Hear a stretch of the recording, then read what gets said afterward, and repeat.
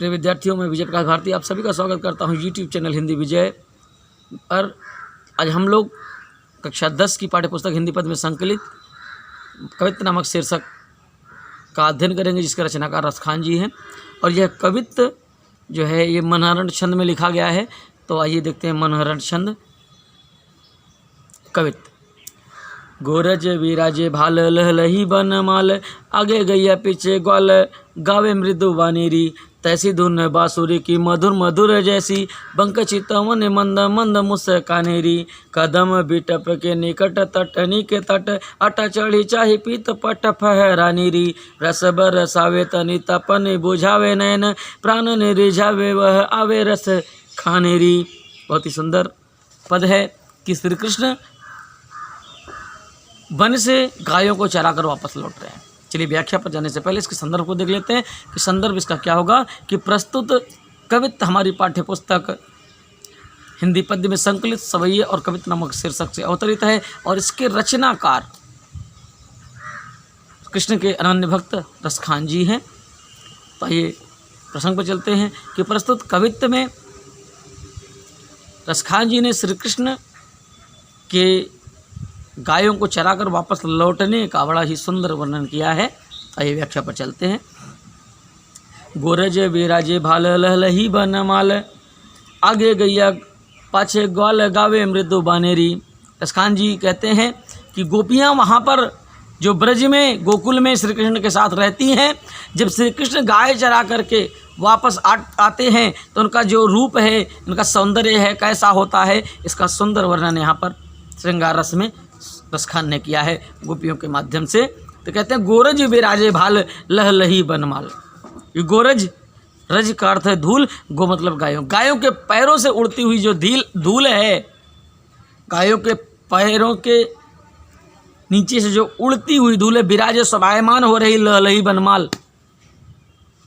लहलही बनमाल, गायों के पैरों के नीचे से निकली हुई जो धूल है वह उड़ करके श्री कृष्ण के मस्तक पर शोभायमान हो रही है। कब?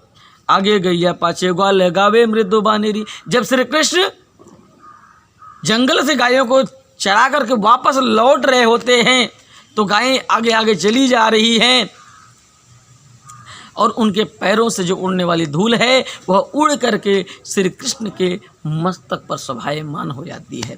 तो आगे देखते हैं।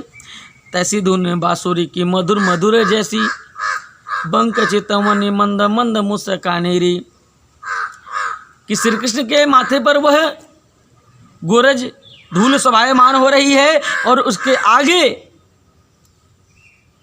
गायें चल रही हैं और गायों के पीछे पीछे मदमस्त होकर गीत गाते हुए संपूर्ण ग्वाल बाल और ग्वाले चले जा रहे हैं।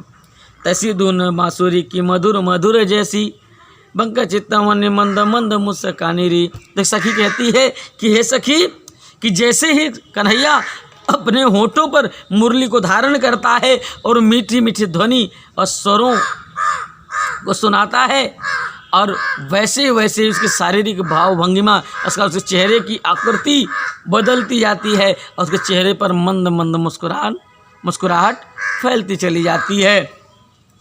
कदम बिटप के निकट तटनी के तट, अटा चढ़ी चाहे पीत पट फहरानीरी। कदम बिटप के, जो कदम का वृक्ष है, बिटप पेड़ वृक्ष के निकट तटनी के तट, तटनी नदी के किनारे, तट के किनारे जो कदम का वृक्ष है, अटा चढ़ी चाहे पीत पट फहरानीरी।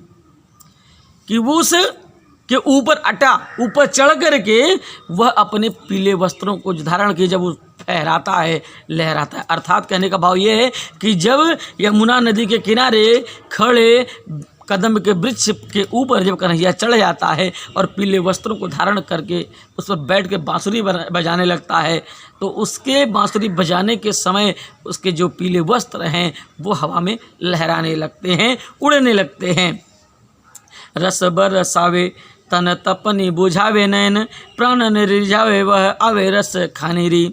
तो एक सखी कहती है दूसरी सखी से कि वह जब वहाँ पर बैठता है कन्हैया और जब मधुर धुन में अपनी बांसुरी की तान को छेड़ देता है तो ऐसा प्रतीत होता है कि उस ध्वनि को सुन करके और उसके कन्हैया के अनुपम सौंदर्य को देख करके ये हमारे आँखें और मन दोनों तृप्त हो जाते हैं और ऐसा प्रतीत होता है कि वह कन्हैया हमारे प्राणों को हमको अपने बस में करने के लिए वह यमुना के तट पर आ कर के बांसुरी को बजाता है और हमें असीम आनंद प्रदान करता है। इस प्रकार से यह व्याख्या यहीं समाप्त हो जाती है। उम्मीद करता हूँ आप सभी को यह व्याख्या समझ में आएगी।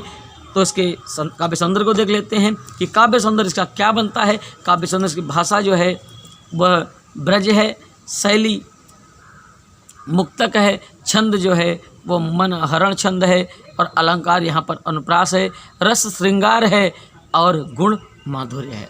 इस प्रकार से यह व्याख्या समाप्त हो जाती है। जिन विद्यार्थियों ने अभी तक चैनल को सब्सक्राइब नहीं किया है वो सब्सक्राइब कर लें और लाइक कमेंट शेयर सभी लोग करते रहें।